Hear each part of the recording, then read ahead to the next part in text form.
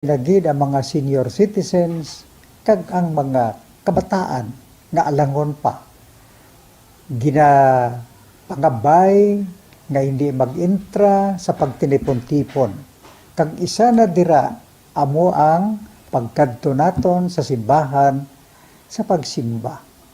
Apang kamo makasimba gihapon, makapasalamat ka makadayaw sa Dios, makapangamuyo. Pinaagi sa aton Santos nga Misa online sa Bombo Radio Bacolod. Nga aton ginahiwat kada alas 6:30 sang aga. Ini sa liwat ang inyo alagad, Monsignor Felix P. Pasquin, nga padayon nga nagaagda sa inyo. Sa pag-upod sa aton Santos nga Misa sa online sa Bombo Radio kada Domingo alas 6:30 sing aga. Madamo gid nga salamat. Ang pagbinuligay sa tiun sang pandemya, tuman kaimportante. Apang antes kita makabulig sa iban, unahon naton anay atipan ng aton tagsa kakaugalingon. You cannot take care of others if you do not take care of yourself.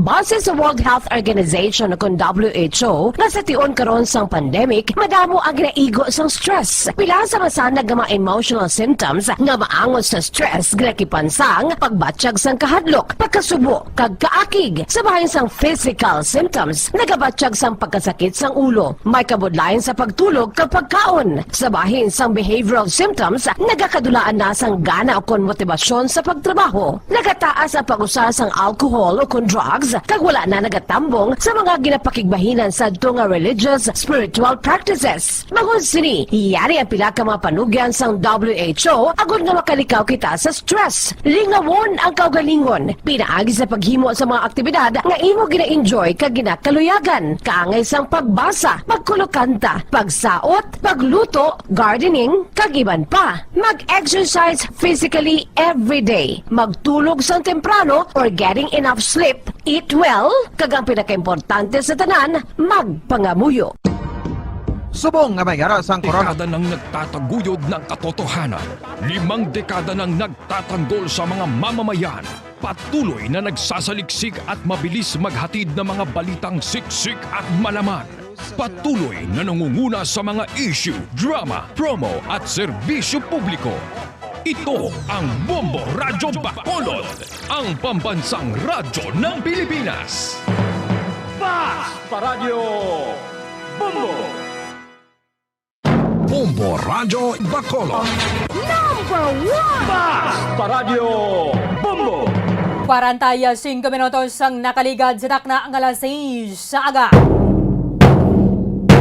Welcome diri sa babangalagad sang Bombo Report Second Edition. Adlaw sang Biyernes petsa 12 sa bulan sang Nobyembre sa buong 2021. Ikaduha na ning adlaw sang Biyernes ika-11 nga bulan sa mga year 2021. Sa buong aga mangin kaupod si Bombo Erlin Bayonita. Upda na kita sa alas 7 ang takna sa buong aga. Sumudurong sa inyo sang dugang mga balita lokal. Mga nabalaga sa aton mga police station sa diri sa maya syudad sang Bacolod, kalagi pa na sa maya probinsya sang Negros Occidental. Sa oras ng 46 minutos sa nakaligad sa takna ang alas 6 sa aga, atensyon sa mga nagahulog sang entries diri sa aton sa nga bongga nga promo sa 1-2 Panalo, part 20 promo ng Bombo Radio and the Star FM. 1-2 Panalo Part 1B sa Bombo Radio at Star FM. Narito na ang isa sa mga daily winners. Atensyon sa mga nagahulog sang entry sa 1-2 Panalo Part 20 promo ng Bombo Radio and Star FM. Yari ang aton labing unang daily draw winner para subong adlaw sang Biyernes. Sa oras ng 47 minutos sa nakaligad sa takna ng alas 6 sa aga, gina-check ni Sir Rodel Longaras, our FDA representative, ang sining entry. Nagamit sang Silver Swan bilang proof of purchase. Taga Purok 13, Barangay Mandalagan, diri sa may syudad sang Bacolod. Purok 13, Barangay Mandalagan, diri sa may syudad sang Bacolod. Congratulations sa Dol Sora Alib. Dolisora Alib sang Purok 13 Barangay Mandalagan diri sa may syudad sang Bacolod. Ikaw mga ton nga winner subong nga aga. May rakas ang ano maka-oras o kung natubtob alas 12:47 karon sa Udo sa pag-claim sa imong premyo diri sa istasyon sang Bombo Radio. Sa liwata Dolisora Alib sang Purok 13 Barangay Mandalagan syudad sang Bacolod, himos na magadala sa nga duha ka valid identification card with a picture. Ipa-photocopy mo na nga daan pero dalon mo gid diri ang ining original nga copy sa imong ID. Sa liwata Dolisora Alib sang Purok 13 Barangay Mandalagan, Bacolod City. Congratulations! Bombo Radio Bacolod. 12 minutos ang nabilin antay sa alas 7 sa aga. May ginapatigayon ng anti-drug operation ng aton nga mga otoridad dira sa may barangay Takuling kagasabang man na barangay 16 diri sa aton sa may syudad sang Bacolod. May raman sang drug bypass operation nga ginapatigayon dira sa may Southern Negros Occidental. Ilabi na sa may banwa sa nga ilog banwa, mayayara diri sa nga tag-isa nga mga nadakpan nga mga alleged drug personalities sining bypass operation nga ginapatigayon sa aton nga mga otoridad. Ginapreparar sa karon ang kaso nga paggalapas sa Comprehensive Dangerous Drugs Act of 2002 o kon Republic Act 9165 nga pasaka bato ka diri sa mga alleged drug personalities. Sa piyakalinya mga detalye sini with Bomboliani Zil Minardo. Bomboliani sa report. Kamin.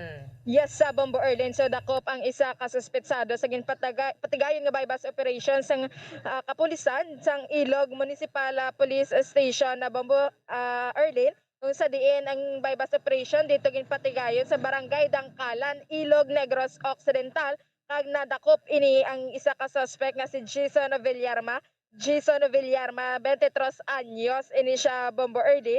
Kag nakuhaan ini siya sa nga tatlo ka plastic sachet nga nga ginasuspetsohan na siya Bombo Erdin kag nagabalor ini sa nga 3,400. Ining bypass operation na Bombo Erdin ginkandak ini sa nga Ilog Municipal Police Station RMFB 6 kag 4th Special Operating Unit sang Philippine National Police kag kasupod man ang CIDG 6 Bombo Erlen nga nagresulta sa paghinakop sini sa isa ka suspetsado Bombo Erlen. So ari na ini sa kustodiya sang Ilog Municipal Police Station ang suspetsado for proper disposition kag nakatalana na Bombo Erlen nga pagapasakaan sang kaso sa paglapas sa Republic Act 9165. Bombo Erlen kasubong man nga nadakpan ang isa ka lalaki diri sa Purok Kingfisher A, Barangay 16, Bacolod City, kung sa diin ginkilala kay JR Gamboa. JR Gamboa, 30 anyos, ini siya Bombo Erlen, soltero, sa Purok, kag residente ini siya sa Purok Sunshine, Barangay 36 sa Bacolod City. So, sa pagapanguna sa Police Station 1, no? Nga sa hepe ako na sa pagpanguno sang hepe sang Police Station 1 nga si Police Major Ramel T. Sarona. So natigayon ini nga nadakpan ining suspetsado kag nakuhaan sang isa ka gramo nga gina-estimate isa ka ang value niya Bombo Erlen 6,800 pesos kag ginkilala ini ako na ginakabi nga street level individual ini ang suspetsado Bombo Erlen. So yara naman subong nakahunong sa prisuhan o kana sa kustodiya sa Police Station 1 ini nga suspect Bombo Erlen kag gina asikaso naman no nga pagapasakaan ini sa nga kaso man sa gihapon sa pagbaylar sa Republic Act 9165 Section 5 and 11 ako ng illegal possession ini sa nga illegal drugs Bombo Erlen ang Section 11. Sa Bombo Erlen kasubong man nadakpan sa bypass operation ang isa ka street level individual sa ginpatigayon nga drug bypass operation sang City Drug Enforcement Unit o kani CDEO sa Bacolod City Police Office sa Purok Apaglaom, Barangay Takuling, Bacolod City. So ang suspetsado ginkilala kay Raymart John Española. Raymart John Española alias Renren, ini siya 30 anyos kag residente sa Purok Paglaom, Barangay Takuling, Bacolod City. Na-recover ini ang mga naginasuspetsohan as shabu Bombo Erlen no sa suspetsado nga okon mayara kabugaton nga 11 gramos kag mayara standard price okon balon nga 74,800 nga ginadumilian ini siya buang nakumpiskar sa suspetsado Bombo Erlin. Sa Bombo Erlin sa subong yara naman nakahunong sa police station akon sa kustodiya sang kapulisan ni Bombo Erlin ining suspetsado kag napasakaan na inisa sang kaso sa paglapas sa Republic Act 9165. Okay, speaking sang Southern Negros sa Masabo matong natabo dara nagliga niya gabi no. Bombolian sa may syudad sang Kabankalan ay iti masanag patutan ni ang buwas damlag bala. So ning 15 years old ang napatay ginali lang kay nasa labat sang bala halin diri sa soldado mismo.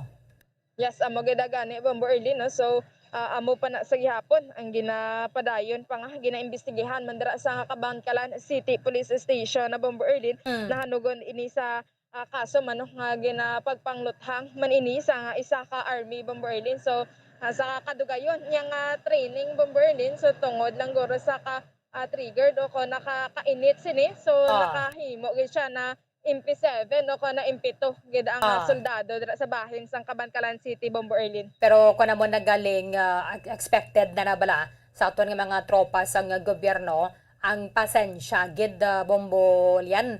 Palawigon mo gid ang imong pasensya. Di siling nga mayara kaya sa armas ikaw na gid yung pinakaisog bla. Ang mga ni Bombo Erlin so ginapahanumdum gina sa ila permi ang maximum tolerance na ginambal hindi lamang sa bahin sa mga kasoldaduhan manginman sa bahin na Bombo Erlin sa mga kapulisan kay kung sino pa ang nagahupot sinisa nga mga armas sa Bombo Erlin kay kung kakisa kung may armas ka hindi man na siling Bombo Erlin nga magapaisog-isog ikaw diri so dapat ang imo pasensya no matuod dapat malaba gid ini Bombo Erlin. Okay, sige, follow up ta na karon na para sa big time. At least meron diri sang reminder bala ang 3rd Infantry Division. Ang hindi mga soldado gina-expect na nato yang kontrang patio nila or punteryahon nila hindi mga inosente nga mga sibilyan bala Bombolian. Yes, correct gid Bombo Erlin no. So dapat maghalong gid ini sila kag ang amo na gani Bombo Erlin no ang patient gid nila kay ti permi man ina ginapahanumdum sa ila kag sa ginahatagan man sila Bombo Erlin no. Ginaleksyonan man ini sila kag ang disiplina ini sa ila hindi man na basta-basta Bombo Erlin. Ag kuno pwede pa lang hindi magsagad inom-inom mabala okay man na konsulod mo balay. Pero kung sa iban ka na tuya kay hindi mo paktan nag mayara ka armas makapaniro kay mo.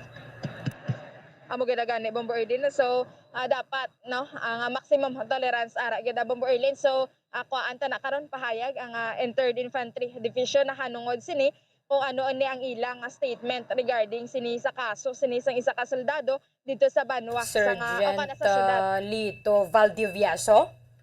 Ang ganun Bombo Erlin so daw mataas-taas naman ang ranggo sini sang isa ka soldado. Sarento kanay mo gamay-gamay lang istorya dra maniro kay mo ang ending niya diri ang iyang target ta buhay niya panaigo ang 15 anyos nga nasa labat mo pa ni ang napatay. Yes, agad Bombo Erlin. So isa gid ka masubo gid no nga trahedya sa parte sa nga pamilya sini sa nga biktima Bombo Erlin. Timayo man gani kay narakpan ni dayon si Sergeant Valdivieso and then priso subong dra sa may Kabankalan City police station. Amo ni gali kung kaisa nga daw gid sila maigo ng NPA kay ang target gali diri nga ni maigo. Pero wala na ginaduso yang maniro sila ha. Pero dapat bala may rasang pasensya gid mga soldado. Soldado ka man dira or members sang Philippine National Police. Hindi basta-basta ya dira yang kun may maakigan kay mo ya pag-abot ka sa armas mo kag mangluthang. Ang magigyan ni Bombo Erlin. So, dapat kung ang may pasensya ka o kung pwede lang man maistoryahan Bombo Erlin sa kagamay lang nga butang, no? Dapat istoryahan lang nga Bombo Erlin, hindi na nga maglabot pa dira sa tinirohay. Kay te ang imo nga ikaw gid gani dapat magintindi. Kung may mga sibilyan na dira nga mga nagapula pamangkot, ikaw lang gid dapat ya pahanunot kay gid dapat ta Bombolian hindi nga ikaw yang unang mangutos bala. Ang mugid gani Bombo Erlin kay ti ara siya no authority siya o na otoridad sa Bombo Erlin so dapat kabalo gid ini sila mag-insyende sa kadamuon na bala sang mga kaso nga ginapang atubang nila o kon sang mga sa mga operations nga ginaubra nila Bombo Erlin so dapat kabalo na ini sila sang ilang himuon once may mga amo ina nga hitabo Bombo Erlin no ilabi na gid kung nakainom pag ini sila Bombo Erlin. Aha, sige. Thank you, Ged. The Bombo Lian. Isa na Isa nagkaroon na sa big time. Thank you, Ged. Sa Bombo Erlin, inisi Bombo Lian ni Zil Minardo para sa pambansang radyo ng Pilipinas. Consistent overall number 1 sa Bacolod. Basta radyo, Bombo! Madamang nga salamat kay Bombo Lianizil Minardo. Istorya ni karon na dugang ining kaso ni Sergeant Lito Valdivieso nga nakapatay sang 15 anyos sang dalagita pagkatapos nga nasalabat sang bala sang ginatiro niya ang ining amay sang biktima. Kaya nagakuan lang niya mo nagapungko bala nagapungko sa may arang ining napatay banwa amo ni ang ining bata mismo asang upod to bala orang tagbalay kuan sa din nadra nagainom-inom ining si Sergeant Lito Valdivieso. Imagine nyo ng kakoto sang sining soldado bala ba't isulatan na karon na dugang sa Bombohanay big time. At least meron dali sang mga pahayag nga to na 3rd Infantry Spearhead Division Commander Major General Benedict Arevalo. 2 minutos ang nabilin antay sa alas 7 sa aga.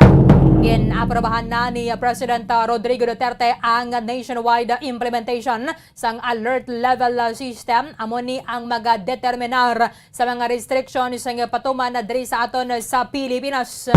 Sabong nga nagapadayon na pa ang ining presensya sang coronavirus. Nag-issue si President Rodrigo Duterte sang Executive Order 151 pagkatapos nga ginrekomendar sang Interagency Task Force for the Management of Emerging Infectious Diseases ang ning nationwide adoption sang alert level system sa Oktubre 28.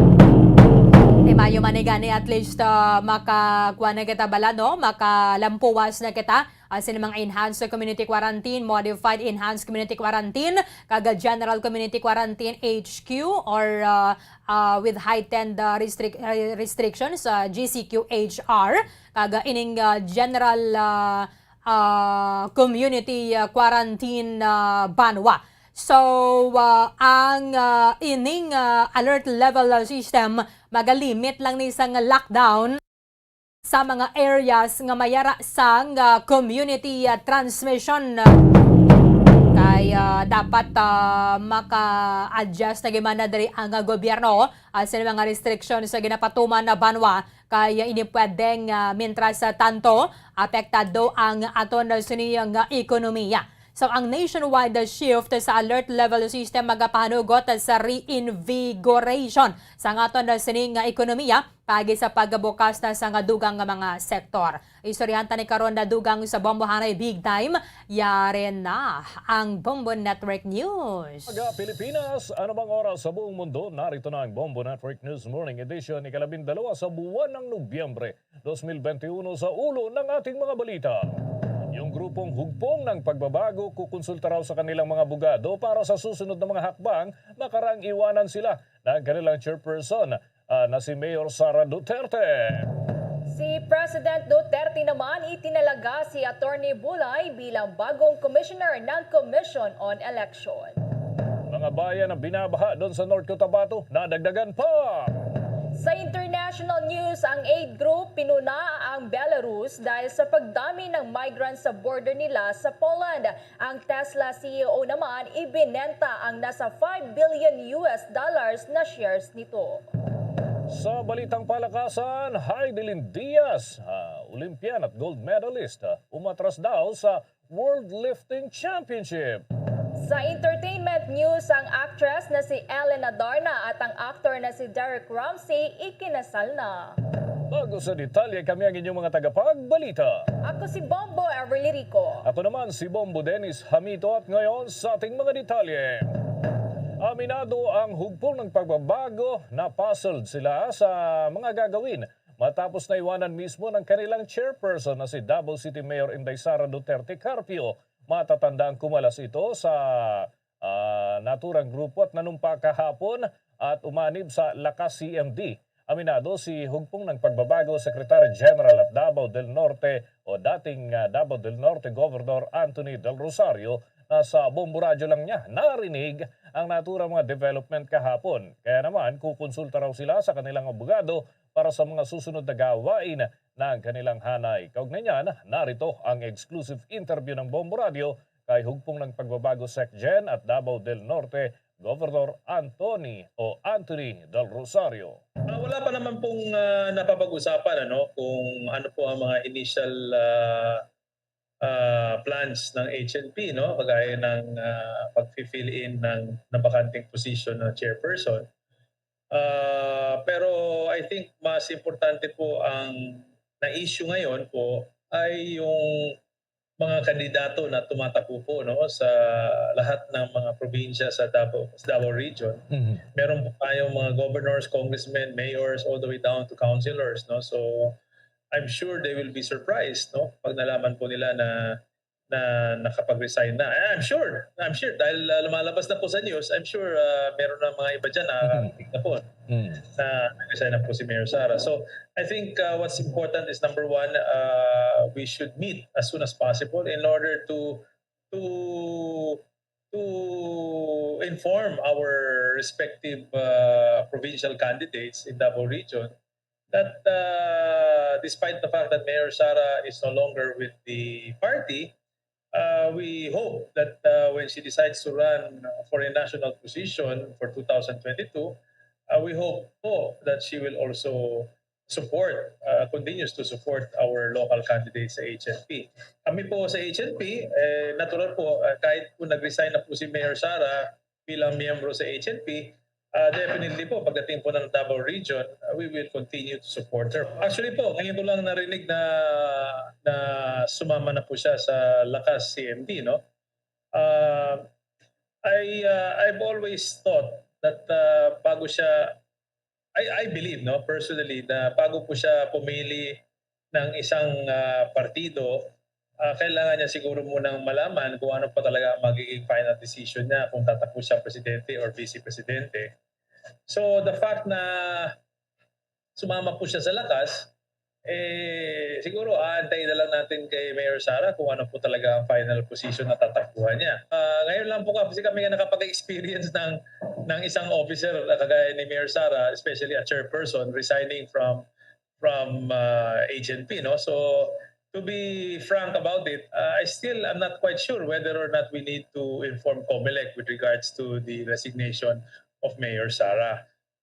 Definitely, dahil po nabanggit po ninyo yan, I will have to talk to our in-house lawyer in order to find out kung ano ba talaga ang mga kailangan gawin pag ang isang chairperson ng partido ay nag-resign. So I will hopefully have an answer by tomorrow whether or not we need to do that. Tiniguyan ni hugpong nagpagbabago Secretary General at dating Davao del Norte Governor Anthony Del Rosario sa exclusive interview ng Bombo Radio Philippines. Samantala naman, nakatanggap muli ang bansa ng nasa 3 milyong doses ng Sinovac COVID-19 vaccine at halos 900,000 doses naman ng Pfizer-BioNTech. Unang lumapag sa may Ninoy Aquino International Airport Terminal 2 pasado alas 6 ng gabi ng Huwebes, November 11 ang eroplano na pinagsakyan ng 3 milyong doses ng Sinovac vaccine.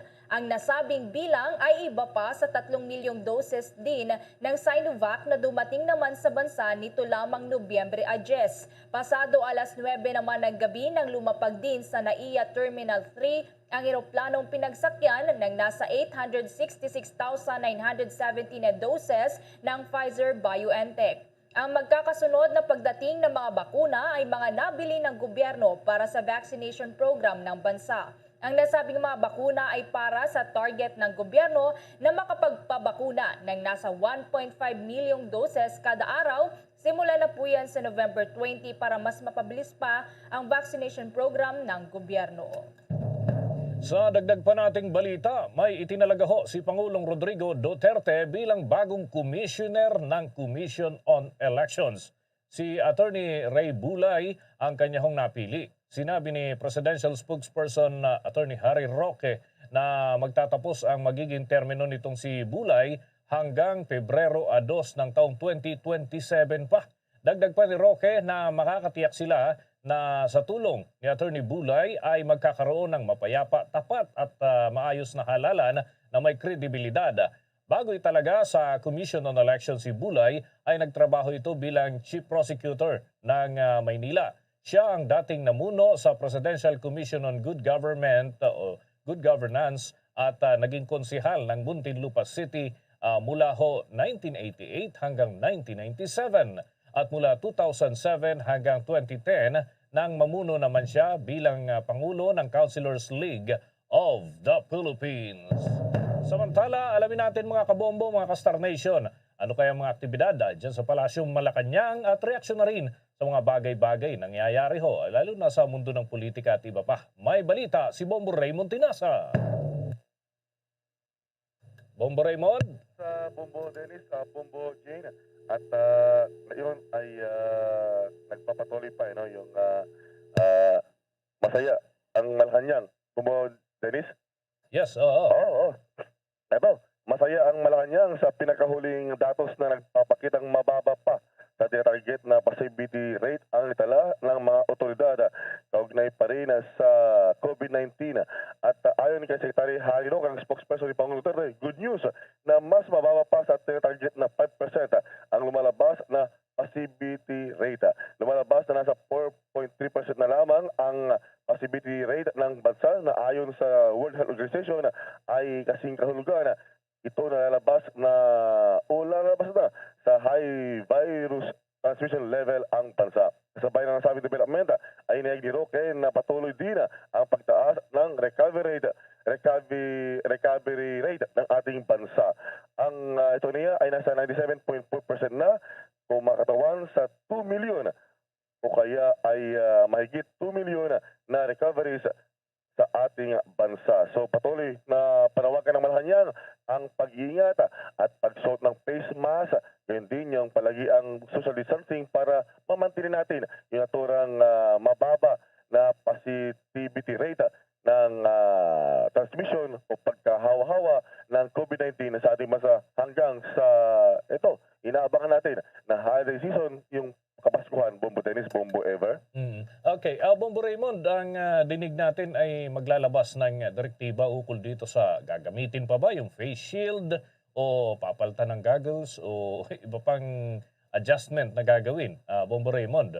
Kailan ba ang anunsyo talaga nito? Dahil sabi ni Dr. Ted Herbosa, posibleng ngayon o kaya naman ay weekend, Bombo Raymond? Tama ka dyan, Bombo Dennis, dahil kahapon ay nagkaroon ng meeting ang Interagency Task Force o IATF at tinalakay dito yung mga panukala, partikular yung mismong rekomendasyon ng mga Metro Manila mayors na alisin na yung kumbaga pwersahan o yung pagsuot ng face shield sa mga pampublikong lugar, pero matili pa rin yung pagsuot dito sa mga ospital, yung mga enclosed areas dahil kinakailangan pa rin ito, Bombo Dennis. So abangan din mamaya sa pag-anunsyo at nitong si Secretary Harry Roque, Bombo Dennis. Okay, sa usapin naman ng politika, si Pangulong Duterte ba ay may inilabas ng reaction or ano yung kanyang masasabi, Bombo Raymond? Dahil sa hindi na yata mabilang sa daliri sa kamay na sinasabi na hindi tatakbo si Mayor Sara. Pero may mga development kahapon na bumukas doon sa mga posibilidad, Bombo Raymond. At mismo ang Pangulo may mga pahayag initially, tapos may mga ganitong pangyayari, may mga development sa mundo ng politika, Bombo Raymond. Well, una siguro, Bombo Dennis, balikan natin yung mga naunang mga posisyon ni Pangulong Duterte. Initially, paulit-ulit na sinasabi ng Pangulo na ayaw daw niya na sumabak sa pagka-presidente ang kanyang anak na si Mayor Sara Duterte. Dahil nga raw, pagka siya ay pumasok ito, ay bababuyin, bastusin, talagang intrigahin lamang siya. Gaya ng kanya raw pinagdadaanan ngayon. Pero pagkatapos na ilang mga buwan at hanggang sa dumating itong panahon ng Oktubre, yung filing of COC, ay nagbago yung kanyang himig. At sinabi nga ni Secretary Harry Roque, ay gusto na ng Pangulo na tumakbo sa pagka-presidente ang kanyang anak na si Mayor Sara. Then eventually si Mayor Sara naman ay tama ka dyan, ilang beses na nagsabi na ayaw niya, gusto niya ay tapusin muna yung kanyang termino bilang pagka-alkalde for the third time sa Davao City. And then pabago-bago yung kanyang sinasabi na bigyan siya ng pagkakataon hanggang sa ngayon nga ay medyo nagkakaroon na ng linaw, ng larawan o ng picture, ika nga Bombo Dennis, dahil matapos ang kanyang pag-withdraw ng kanyang COC sa re-election bid sa Davao City. And then kahapon nagkaroon ng kumbaga parang ika nga, major development nang siya ay nag-resign sa hugpong ng pagbabago o HNP, yung kanyang local party. Then eventually nag-off o nanumpa bilang miyembro na ng Lakas CMD.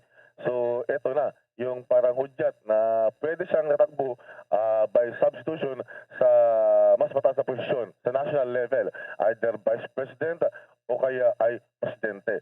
Ang Pangulo ngayon, Bombo Dennis, ay tahimik pa. Wala pang ibinibigay na pahayag o reaksyon kaugnay dito, Bombo Dennis. So baka mamaya tingnan natin dahil araw ngayon ng Biyernes, hindi malayo na magkakaroon ng mensaheng Pangulo dahil wala pa. Ika nga, nung Lunes pa lamang o Martes, yung kanyang for the people.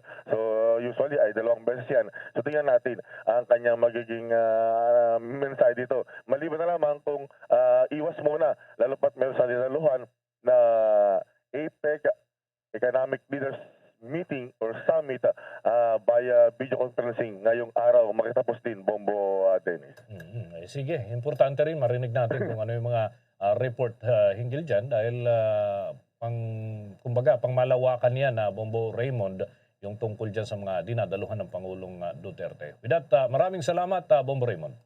Tama ka dyan, Bombo Dennis. Mamaya ay tingnan natin yung magiging mensahe ng Pangulo sa kanyang keynote address doon sa tinatawag na APEC Business Advisory Council o yung ABAC, at dito ay kanyang ihahayag yung posisyon ng Pilipinas kaugnay sa pagtugon ng gobyerno at hindi naman ng gobyerno ng Pilipinas kundi ng buong mundo sa COVID-19 pandemic at yung recovery kaugnay sa kumbaga sumansal na ekonomiya ng buong mundo. Para sa Bombo Network News, Bombo Raymond Tinaza nag-uulat para sa pambasang Radyo ng Pilipinas, Basta Radyo, Bombo.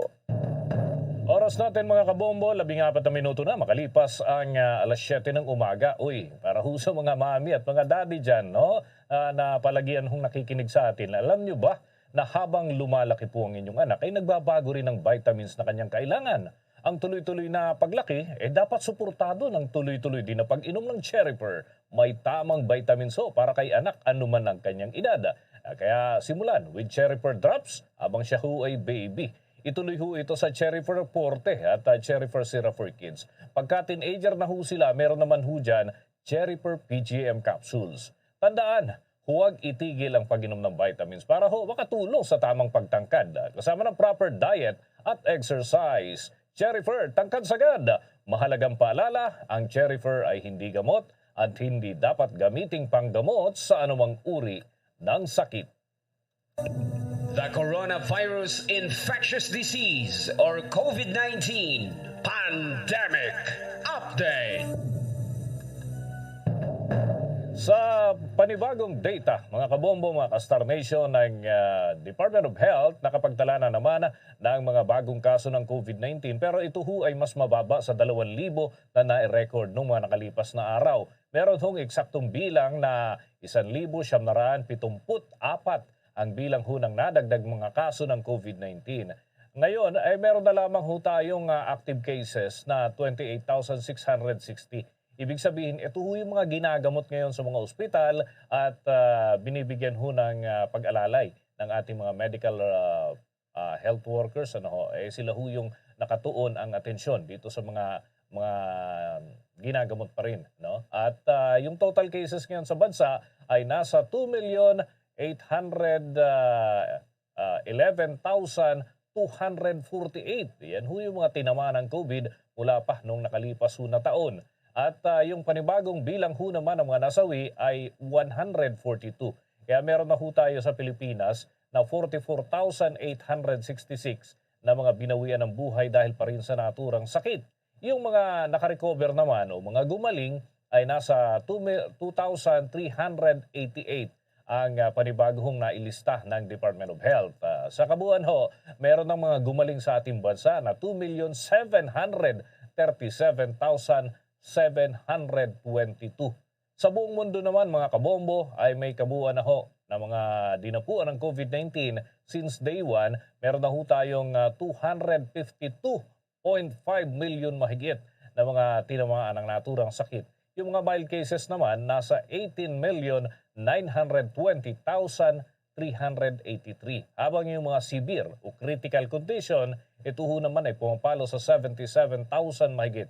Ang mga binawian ng buhay dahil pa rin sa COVID-19 ay 5,094,309. Habang yung mga recovered patients ay 228,493,042. Samantala, sa mga bansa pa rin na mataas ang kaso ng COVID-19, ay naitala ang mga panibagong kaso na 34,773 dyan ho ito sa Estados Unidos. Kaya ngayon, meron na ho silang total cases dyan na 42.6 million mahigit. No? At yung new number of deaths dun sa kanila ay 482. Kaya ho, meron ng total number of deaths na 720,718.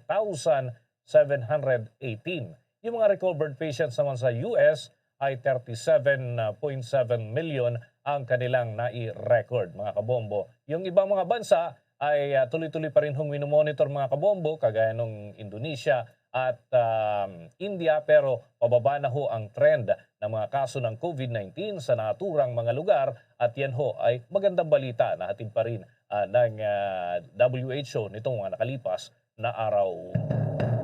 Sa karagdagan pang balita, ang group exercises naman sa San Juan pinayagan na. At sa ating mga kababayang nag-aantay naman, mga higanting Christmas tree pinailawan na sa ilang sikat na pasyalan sa Metro Manila. May karagdagang detalye si Bombo Jovino Galang.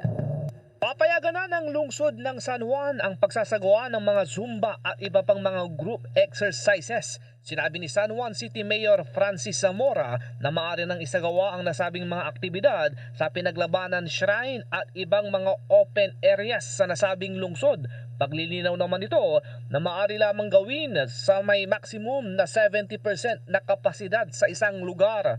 May nakatalaga din anyang mga kapulisan na maninita at magpapaalala sa pagsunod sa health protocols gaya ng pagsusuot ng face mask at social distancing. Nakasaad kasi sa panuntunan ng Interagency Task Force na kapag ang lugar ay nasa alert level 2 na, ay maaring isagawa ang mga group exercises basta gawin ito sa outdoor at nasa desisyon na rin ng local government unit. Samantala, inilawan na ang tinuturing na pinakamalaking Christmas tree sa Quezon City. Bago isagawa ang formal na pagpapailaw ng Christmas tree sa Araneta City, ay nagkaroon ng programa kung saan naimbitahan ang ilang mga sikat na artista. Pinaalalahanan din ng Quezon City Government sa magtutungo sa lugar na mahigpit na sundin ang pinapatupad na health protocols dahil may mga nakatalagang maninita sa kanila. Kasabay din ito, sinindihan din ang pailaw at Christmas trees na matatagpuan sa isang kilalang hotel sa lungsod ng Pasay. May taas na 30 talampakan na makikita sa Central Plaza ng nasabing establishmento. Gawa sa mga recycled materials ang ginamit sa nasabing Christmas tree. Nag-uulat para sa Pambansang Radyo ng Pilipinas, Bombo Jovino Galang, Basta Radyo, Bombo! Dagdagan pa natin ang ating mga balita. Ang Caloocan, Malabon at Navotas ay nasa very low risk category na lamang ho. Good news ho ito dyan sa mga kaso ng COVID-19 na dati. Ang taas-taas ng mga kaso ho dyan. Yan ho ay data mula sa Octa Research. May report ang Star FM Manila. Idineklarang na sa ilalim na lamang ng very low risk category sa COVID-19 ang mga lungsod ng Navotas, Caloocan at Malabon. Ito ay batay sa Octa Research Group kung saan halimbawa na lamang umano sa lungsod ng Navotas ay nasa 0.37 na lamang ang average daily attack rate o halos isang kaso na lamang ng COVID-19 ang naitatala kada araw. Ang ADAR o average daily attack rate ay nangangahulugan ng bilang ng mga individual na tinatamaan ng COVID-19 sa bawat 100,000 individual kada araw. Sa kaugnay na balita, ang nalalabing mga local government units sa National Capital Region ay nasa low risk category na lamang ayon sa indicator ng COVID Act Now na nagsisilbing batayan ng Octa Research Group sa pagklasipika sa risk levels sa iba't ibang lugar sa Pilipinas. Para sa Bombo Network News, nag-uulat Star DJ Bong Almina, Star FM Manila. Para sa Pambansang Radyo ng Pilipinas, Basta Radio, Bombo! Bilang suporta naman sa education sector at sa kabataan sa gitna ng pandemya, nagsumiti ng isang batas ang dating senador na ngayon ay si Deputy Speaker Loren Ligarda na One Tablet, One Student Act upang mabigyan ng gadgets ang mga mag-aaral sa elementarya, senior high at maging sa mga kolehiyo. Batid din ni Ligarda ang napakalaking hamon para sa education sector at sa mga guro sa gitna ng pandemya dahil sa mga karagdagang responsibilidad na kailangang pangatawan upang masiguro na ang bawat bata ay natututo at nagagabayan sa kabila ng pagbabawal ng nakasanayang face-to-face learning. Isinusulong din ng dating senador na mabigyan ng sapat na assistance ang mga guro lalo na sa kanilang internet allowance. Maliban dito, nagsumiti din ang dating senador ng proposed bill sa Kongreso upang isulong ang pagpapataas pa ng entry-level salary ng ating mga guro. Samantala, sa mga dagdag pambalitang politika, ay pinagtanggol ho nitong si Senator Panfiloping Lacson ng mga isinasagawang investigasyon ng Senado at ayon nga kay Lacson kung lehitimo raw yung intensyon ng gobyerno na linisin ang anumang bahid ng korupsyon, hindi kailangang pigilan ang anumang pagsisiyasat. Naniniwala ang mambabatas na mas mabigat na rason ang pagtutuloy ng mga pagsisiyasat dyan sa Senado dahil bahagi ito ng kanilang pinanumpang trabaho na ito ho'y binigay sa kanila ng mga sumusuporta o bumoto sa kanila. Samantala pa, nananawagan naman ang ilang lokal na opisyal sa pambansang gobyerno na maghinay-hinay sa plano nitong pagpaparusa sa mga lokal na pamahalaan na hindi makakayang mapabilis ang kanilang programa sa bakuna at hindi magagawang abutin ang kanilang target sanhin na rin ng mga problema sa logistics at manpower. Sinabi ni Sorsogon Governor Cheese Escudero na hindi patas ang gobyerno kung paparusahan ang mga lokal na pamahalaan na sa tingin nito'y mabagal sa pagbabakuna sa kanilang nasasakupan para lamang maabot ang national target na 1 million o higit pang doses kada araw. Idinagdag ni Escudero na inabot ng 8 buwan ang National Capital Region sa pagbabakuna sa 88% ng populasyon nito. Kung kaya hindi naman makatwiran na bigyan lamang ng 2 buwan na palugit ng mga lokal na pamahalaan para makumpleto ang kanilang mga vaccination program. Lalo pat may mga probinsya pang hindi nabibigyan ng mga bakuna. Sa dagdag pang balita, mga kabombo, nagkasama itong sina Senator Ronald Bato de la Rosa, Davao City Mayor Inday Sara Duterte Carpio at dating Senador Ferdinand Bongbong Marcos. Yan ay sa kasal ng anak ni Senator Ramon Revilla Jr. Kaya ho, parang nagmistulang reunion ng ilang personalidad na tumatakbo o tatakbo sa iba't ibang matataas na posisyon. Sa kanyang social media account, nagpost itong si De La Rosa ng larawan habang kasama sina Marcos at Duterte Carpio. May caption pa ito na pili lang kayo na ang tinutukoy raw ay tungkol sa nalalapit na halalan. Naghain kasi ng kandidatura para sa pagkapangulo sina De La Rosa at Marcos habang si Davao City Mayor naman ay matunog na tatakbo rin sa national position. Ngunit wala pang kumpirmasyon hinggil sa kung ano ang partikular na kanyang tatakbuhan maliban ho sa mga inisyal na ulat na lumalabas. Ngunit yung official statement na nanggaling mismo sa alkalde ng Davao ay wala pa hong kumpirmasyon sa kanyang magiging tatakbuhang posisyon. Sa dagdag na balita, itinaas ng Department of Foreign Affairs ang alerto sa Ethiopia sa Alert Level 4 sa gitna yan ng tumitinding kaguluhan sa may Tigray region. Sa inilabas na advisory mula sa DFA, inaabisuhan ang mga Pilipino na huwag munang bumiyahe sa nasabing bansa at sa iba pang mga karatig na rehiyon nito. Sa mga Pilipino naman na kasalukuyang nasa Ethiopia, sa ilalim ng umiiral na Alert Level 4, December, pinapayuhan ng mga ito na iwasan muna ang non-essential movements, gayon din ang pagpunta sa mga public places at agarang maghanda para sa evacuation. Inaabisuhan din ng mga Pilipino na makipag-ugnayan sa Philippine Embassy ng Cairo, Egypt para naman sa assistance. Ayon sa DFA, itinataas sa Alert Level 4 ang isang bansa kapag may malawakan na internal conflict o external attack kung saan isinasagawa ang mandatoryong evacuation procedures. Batay naman sa datos ng DFA, as of December 2020, nasa kabuuang 800 ang bilang ng mga Pilipino na nasa Ethiopia. Una rito, ang bansang Ethiopia nga ay dumaranas ng civil conflict sa pagitan ng mga Ethiopian government forces at ng Tigray Defense Forces mula pa noong November ng taong 2020 matapos na ipag-utos ni Prime Minister Abiy Ahmed ang opensiba laban sa mga regional forces sa naturang rehiyon. Samantala, Defense Secretary Delfin Lorenzana bumisita at nakipagpulong ho sa Polish Defense officials para daw ito palakasin pa ang bilateral cooperation ng dalawang bansa. May report si Bombo Annalise Soberano. Bumisita si Defense Secretary Delfin Lorenzana sa Ministry of National Defense ng Poland. Malugod na tinanggap si Lorenzana ni Polish National Defense Deputy Minister Marcin Osiapa. Tinalakay nila ang pagpapalakas ng bilateral defense cooperation mula sa military technology and industry hanggang sa military o civil-military cooperation. Nabatid na ang bilateral defense engagement sa pagitan ng Pilipinas at Poland ay nakaangkla sa isang Memorandum of Understanding na nilagdaang noong 2013 habang pumasok din ang dalawang bansa sa isang implementing arrangement tungkol sa procurement of defense material and equipment noong unang bahagi ng taon. Nakipagkita rin si Lorenzana kay Polish Defense Minister Mariusz Blaszak sa pagdiriwang ng Independence Day ng Poland kahapon. Kasama ni Lorenzana sa pagtungo sa bansang Poland ang ilang opisyal ng Department of National Defense kasama si Philippine Air Force Commanding General Lieutenant General Allen Paredes. Magugunita na ang 16 na Black Hawk helicopters ay binili ng Philippine Air Force sa Poland.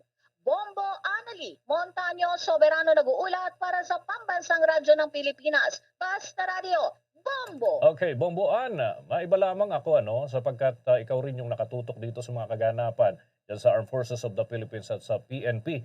Kung di ako nagkakamali, ngayon yung pagtatapos ng termino o ng panunungkulan ni outgoing PNP Chief Guillermo Eleazar Bomboan.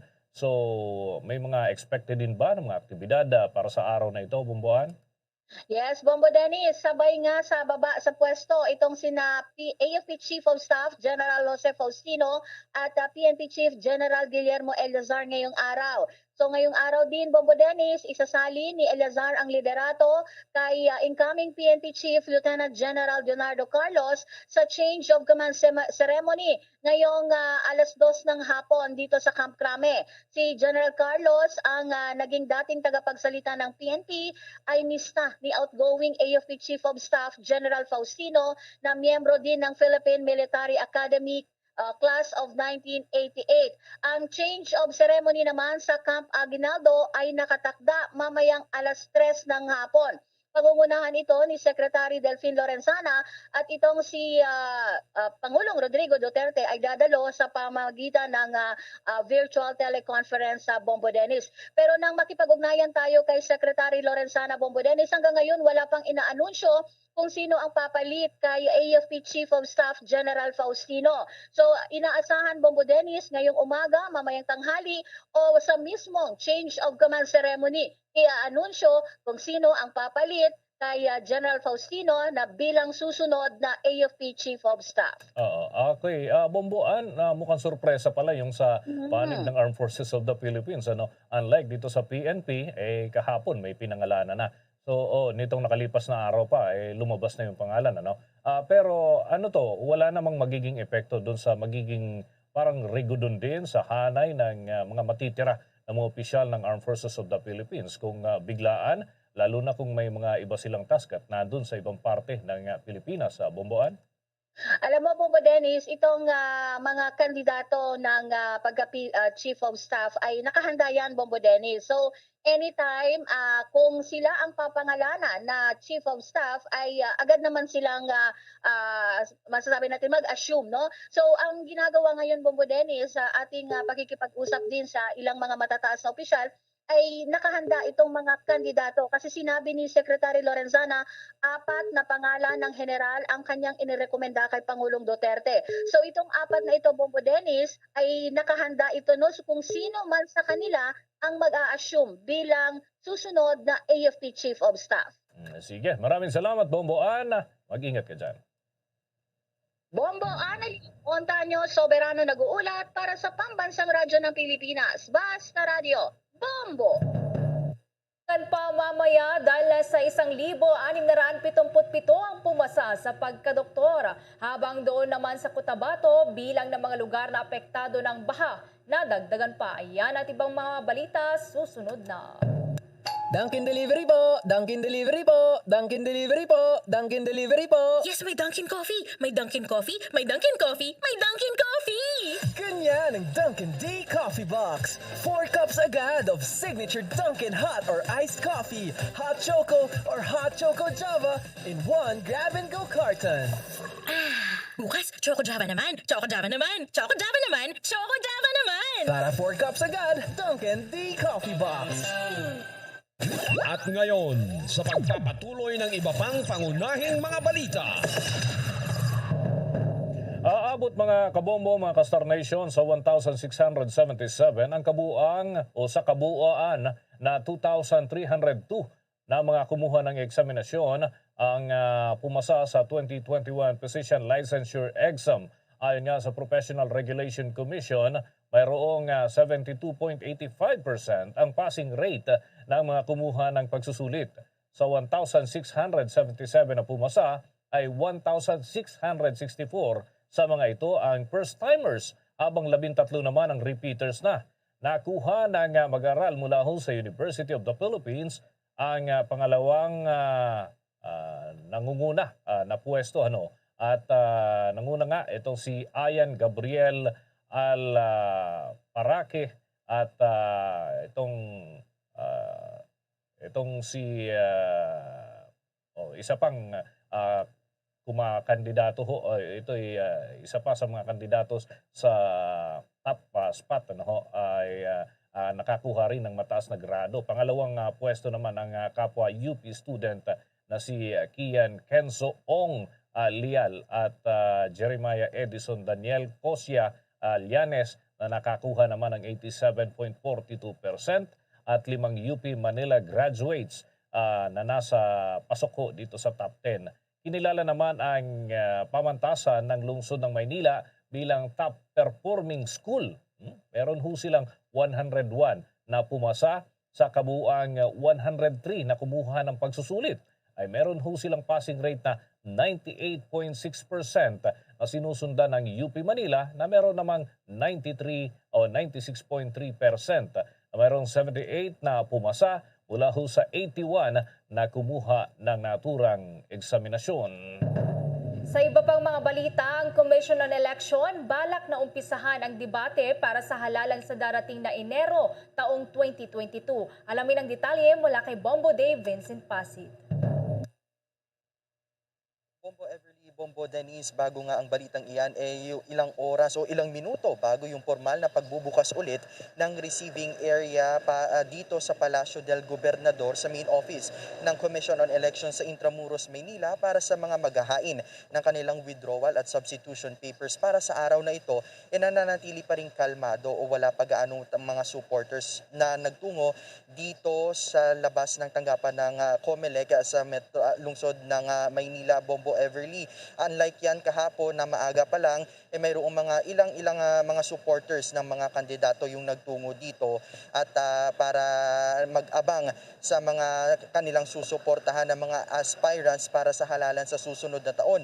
alas 8 ng umaga. Nakatakdang magbukas yung receiving area ng Commission on Elections dito sa may Palacio del Gobernador hanggang alas 5 yan mamayang hapon. Samantala, Bombo Everly ay tinitingnan naman din ng COMELEC sa kung paano isasagawa yung debate ng mga kandidato sa pagkapangulo at vice presidente para sa 2022 national at local elections. Ayon nga kay COMELEC spokesperson James Jimenez, iba na yung magiging sistema para sa naturang debate na target nilang isagawa o simulan pagsapit ng January 2022. Dahil sa COVID-19 pandemic, Bombo Everly, iniisip ng COMELEC na magkaroon na lamang ng iisang organizer para sa naturang debate. Magugunita nga sa mga debate sa mga nakalipas na halalan ay ibinibigay ng COMELEC sa iba't ibang mga media entities yung paghawak sa naturang event. Isa rin sa mga tinitingnan ngayon ng poll body Bombo Ever ay magkaroon ng primary debate. 3 presidential at 3 ring vice presidential debates. Ang mga ito ay isasagawa nga simula sa buwan ng Enero hanggang sa buwan ng Abril 2022 ayon kay COMELEC spokesperson James Jimenez. Bombo Ever. Okay. Bombo Dave, ang inaabangan kasi dito, Bombo Dave, ng mga, nakakakuha tayo ng mga suhestyon.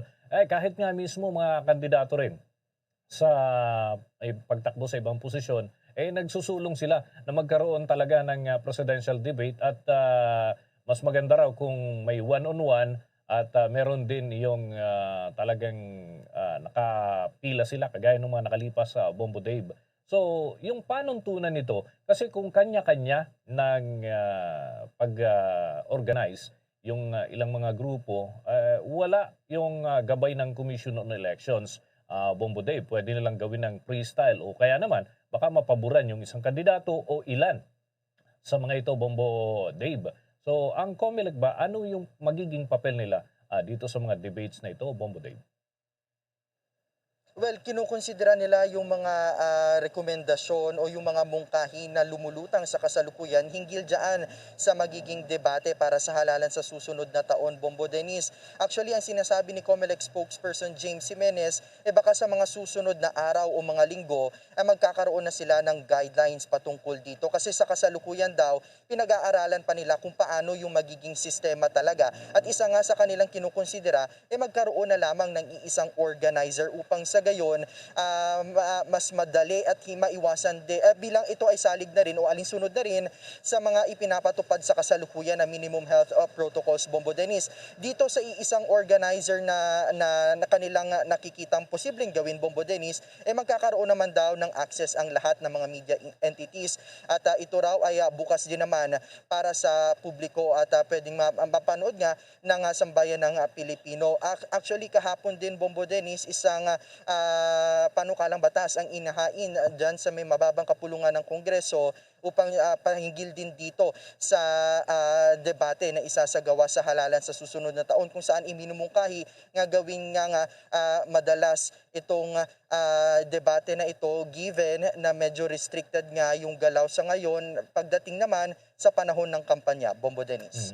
Ang inaalala kasi natin, yung kumbaga kung walang template ito, kanya-kanyang style yan na Bombo Dave. Siyempre, yung iba na tulad ng mga Citizens Arm, gusto din nila mag-organize ng ganito. Pero kung may mismong template ang Commission on Elections, ano ba ito? Virtual ba ito? O personal na magkakaharap? May barrier? O, di ba? Kinakailangan i-consider nga tama, Bombo Dave. Pero initially, anong nakikita nila? Face-to-face ba o virtual? Well, one thing's for sure, Bombo Dennis, talagang gagawin ito sa open space area upang sa gayon magkakaroon din ng magandang flow na o air circulation, Bombo Dennis, at saka posibleng uugnay din nila ito sa mga existing guidelines nila pahinggil naman umiiral na COVID-19 pandemic. So wala pang katiyakan sa kasalukuyan kung paano yung magiging sistema talaga, kung magkakaroon ba ng barriers yung bawat podium na tatayuan ng magdedebating mga political aspirants, o kung paano yung magiging crowd management, kung ilan yung venue o yung capacity, at kung ilan yung bilang ng mga supporters ng bawat kandidato na papayagan sa lugar kung saan idadaos itong debate na ito. So ang sinasabi ni spokesperson James Jimenez, Bombo Dennis, abangan daw yung kanila magiging guidelines sa ngayon, pero tinitiyak naman niya na pinag-aaralan ng husto ng COMELEC upang sa gayon wala ring mailagay sa peligro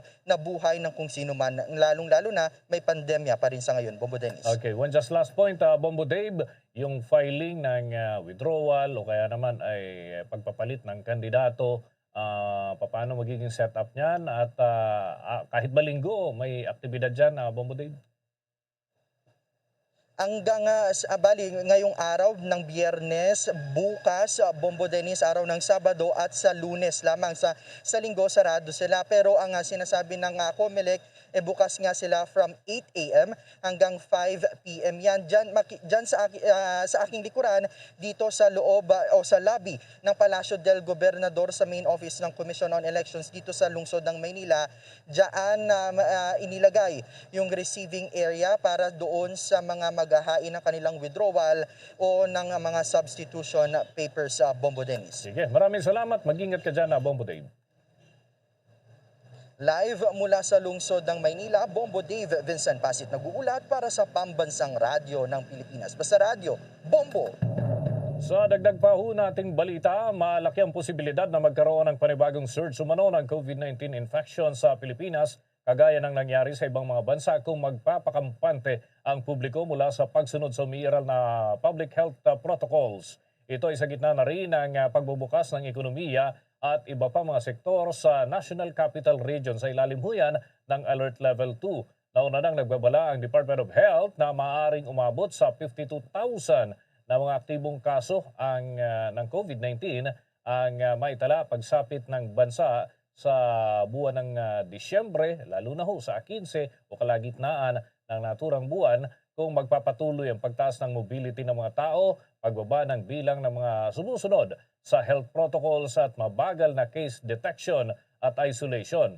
Subalit kung mapapanatili naman ang kasalukuyang mobility level at interval sa pagitan ho ng detection ng positive COVID-19 cases hanggang sa isolation at patuloy ho ang pagsunod ng publiko sa health protocols, ay posibleng makapagtala na lamang ng 2,100 active cases pagsapit ho yan ng kalagitnaan ng buwan ng Disyembre. Sa kabila nito, higit namang mas mababa ang naitatalang mga bagong tinamaan ng COVID-19 sa bansa kada araw ngayong buwan ng Nobyembre kumpara ho noong Setyembre, kung saan pumalo sa mahigit 20,000 ang COVID-19 cases kada araw dahil nga sa presensya ng Delta COVID-19 variant. Nitong Miyerkules lamang, mga kabombo, kinumpirma ng Health Ministry ng France na nakaranas na sila ng ika-5 wave ng COVID-19 case doon sa kanilang bansa. Gayon din ang nangyari ho sa iba pang mga karating nating bansa. Sa kasalukuyan ay merong mahigit 28,000 active cases na na-monitor pa rin dito sa Pilipinas. Kinontra naman ni Senator Ronald Bato de la Rosa ang pagbawas sa pondo ng National Task Force to End Local Communist Armed Conflict o NTF-ELCAC sa susunod na taon. Sinabi nito na maaaring samantalahin ng mga rebelding grupo ang pagkakataon kapag binawasan nila ang pondo ng nasabing ahensya. Dagdag pa ng senador na ang NTF-ELCAC ay isang uri ng game changer para matugunan ang exploitation na ginagawa ng mga Communist Party of the Philippines, CPP-NPA, sa iba't ibang panig ng bansa. Magugunitang sinabi ni Senate Finance Committee Chair Senator Sani Angara na nanganganib na matapyasan ng nasa 24 billion pesos ang budget cut sa susunod na taon ang NTF-ELCAC dahil sa bigo itong ipaliwanag kung saan nila nagastos ang nasa 16 billion pesos na inilaan para sa pagtulong sa mga iba't ibang mga lugar sa bansa. Mga kabombo, mga ka-Star Nation, dako muna tayo dyan sa bahagi po ng Cotabato dahil may mga lugar ho dyan na binaha ay pero nadagdagan pa raw. May update si Bombo Gary Puersas. Nagsilika sa mga residente na nakatira sa mga babababang lugar o malapit sa Kailugan dahil sa matinding pagbaha nitong gabi ng Huwebes sa probinsya ng Cotabato. Ayon sa ulat ng Provincial Disaster Risk Reduction and Management na maraming mga residente ang lumikas kagabi sa bayan ng Libungan at Pigkawayan, Cotabato dahil sa nararanasang pagbaha. Malakas ang buhos ng ulan, sinabayan pa ng kulog at hangin kaya nakadama ng takot ang mga residente. Umapaw rin ang mga Kailugan dahil sa pagragasa ng tubig baha mula sa kabundukan. Agad namang kumilos ang LGU Pigkawayan at Libungan, katuwang ang mga rescue units, Bureau of Fire Protection, PNP, militar at mga force multipliers at tumulong para mailigtas sa mga naipit sa baha. Umapaw rin ang baha sa National Highway sa Barangay Batiukan, Libungan, Cotabato, kaya stranded ang mga commuters. Matatandaan na unang binaha ang mga bayan ng Alamada, Kabakan at Pikit, Cotabato. Ang mga lumika sa baha ay temporaryong nakatira ngayon sa gilid ng National Highway, mga paaralan at mga kamag-anak nila na nasa ligtas o mataas na lugar. Ngayong umaga ay nakatakdang mamahagi ng tulong ang LGU Cotabato sa mga sinalanta ng baha. Nagulat live mula dito sa Cotabato, Bombo Gary Puersas para sa Pambansang Radyo ng Pilipinas, Basta Radyo, Bumbo. Nasa 4.5 milyong halaga naman ang hinihinalang shabu na sabat ng mga otoridad sa isang suspect sa Cebu City. May karagdagang detalye ang Bombo Radyo Cebu. Aabot sa 4.5 million pesos na halaga ng mga hinihinalang shabu ang nakumpiska ng mga otoridad sa isang suspect matapos ang ikinasang bypass operation sa barangay Calamba sa lungsod ng Cebu kagabi. Kinilala ng Mambaling Police Station 11, partikular na ang Drug Enforcement Unit nito sa Cebu City PNP at ng Regional Intelligence Unit Region 7 ang suspect na si Abner Rigudo, 32 anyos at nanirahan sa sitio Lucio Drive sa kaparehong barangay.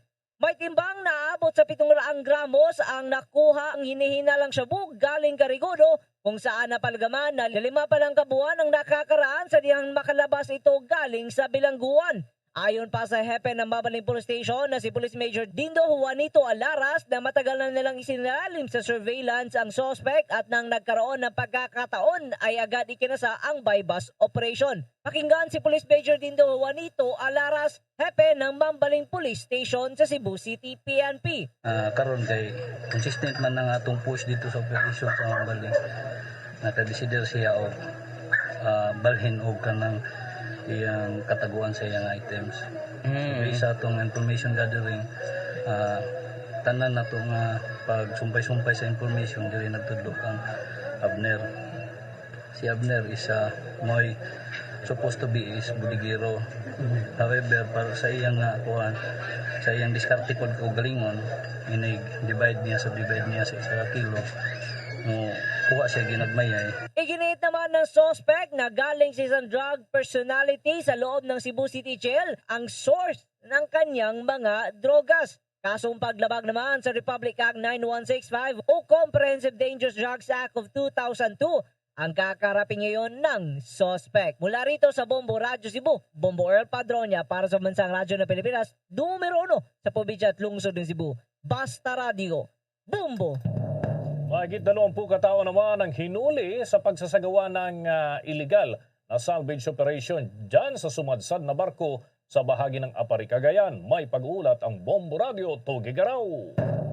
Huli ang 21 katao matapos magsagawa ng illegal salvage operation o pagkuha ng kagamitan mula sa sumadsad na barko ng MV Changhong sa barangay Talungan, Apari, Cagayan. Ayon kay Lieutenant Dennis Rapal, Chief of Staff ng Coast Guard Apari, bawal ang pagsasagawa ng salvaging sa mga barko na walang kaukulang permit mula sa Coast Guard at maging ang pahintulot mula sa may-ari nito. Ang pagkakahuli-ani ng nasabing grupo ay kinabibilangan ng kanilang leader na si Alejandro Reduca, 45 anyos ng Barangay Binalan. Lahat anya ng mga nagsasagawa ng salvage operation ay dumadaan sa tamang proseso upang mabantayan at magabayan sila sa isasagawang operasyon. Nakumpiska sa mga nahuling grupo ang mga kinuhang 6 na cutters na may hose, 7 gasol na may iba't ibang timbang at laki kasama ng 22 oxygen at 1 water pump. Agad ipinasakamay ang mga suspect sa tanggapan ng PNP Maritime Group na nahaharap sa paglabag sa illegal salvage regulation sa ilalim ng Memorandum Circular 6-96 ng Philippine Coast Guard. Nabatid na taong 2014 pa nang sumadsad ang barko sa nasabing lugar. Balita mula sa Bombo Radyo Tugigaraw para sa Bombo Network News. Bombo Jello Magudayaw para sa Pambansang Radyo ng Pilipinas, consistent #1 sa Cagayan, Basta Radyo, Bombo. Bagong espisyo naman ang kahoy na diskubri doon sa May Dinagat Island. Alamin ang detalye mula sa Bombo Radyo Butuan. Na-discovery ng mga botanical expert nitong bansa at ng Australia ang isang bagong species ng endemic tree sa lalawigan ng Dinagat Island dito sa Caraga Region. Napag-alamang sina Professor Edwino Fernando ng University of the Philippines Los Baños at Dr. Peter Wilson ng Australian Institute of Botanical Science ang nakadiscover ng nasabing kahoy nitong Oktubre 29 ngayong taon at kanila nang naipublish sa isang artikulo ng Telopea, ang Journal ng Plant Systematics. Ayon sa kanila, makikita lamang sa Pilipinas lalo na sa Mount Redondo sa bayan ng Loreto ng Dinagat Islands ang Tristaniopsis flexosa, isang maliit na kahoy na aabot lamang sa 3 metro ang taas. Pinangalanan niya itong flexosa dahil iba at paliko ang sanga nito at wala itong kaparehong kahit anong klase ng kahoy sa tinatawag na species of the genus dito sa bansa na may maliliit na mga dahon, may makinis na kulay gray na balat at mga guhit na red-brown sa ilalim ng balat at inilagay na sa UPLB Museum of Natural History, Forestry Herbarium at Wood Collection. Nabatid na mayroon itong kaparehong uri ng puno sa Borneo na nakilala sa tawag na Tristaniopsis elliptica. Balita mula sa impila ng Bombo Radyo Butuan ng Bombo Jason Simurlan para sa Bansang Radyo na Pilipinas sa Basta Radyo, Bombo! Update naman tayo mga kabombo doon sa Northern Mindanao dahil yung anggulong politika at maging yung negosyo ay isa o ilan lamang sa mga tinututukan ng mga otoridad kaugnay doon sa pagpatay sa anak ng isang kongresista. May balita ang Bombo Radio Cagayan de Oro. Hindi inalis ng pulisya na maaaring mayroong kaugnayan ng politika o kaya negosyo kung bakit pinagbabaril patay nang malapitan ang anak ni Mayoralty candidate Cagayan de Oro 1st District Congressman Rolando Clarexuy na si incumbent Barangay Carmen Kagawad, Sherwin Tawiuy sa mismong family-run quarry business nila sa Sitio Kamarahan, Barangay Pagatpat nitong syudad. Ito ang binanggit sa buong radyo ni Police Regional Office 10 spokesperson Lieutenant Colonel Michelle Olivar kaugnay sa nagpapatuloy na pag-iimbestiga ng Cagayan de Oro City Police Office sa nangyari sa anak ng kongresista sa panayam kay Olivar. Tanging ipinag-utos umano ni Pro 10 Regional Director Brigadier General Rolando Anduyan na kasalukuyang nasa Maynila na imbestigahang maigi ang krimen upang matukoy ang mga totoong nasa likod nito. Inihayag na opisyal na maging sila ay kinukundi na rin ang malagim na pangyayari kung saan nagtamo ng 6 na tama ng bala sa pinaniniwalaang kalibre 45 na baril ang ulo ng biktima. Una rito, pinatay rin ng umano'y motorcycle and tandem suspects ang 67 anyos na caretaker ng biktima na si Samuel Talab bago tuluyang tumakas. Maswerte namang nakaligtas ang personal driver ng konsihal na si Ruby Alayuay dahil nasa loob ng comfort room nang mangyari ang pamamaril sa mga biktima. Kanang imong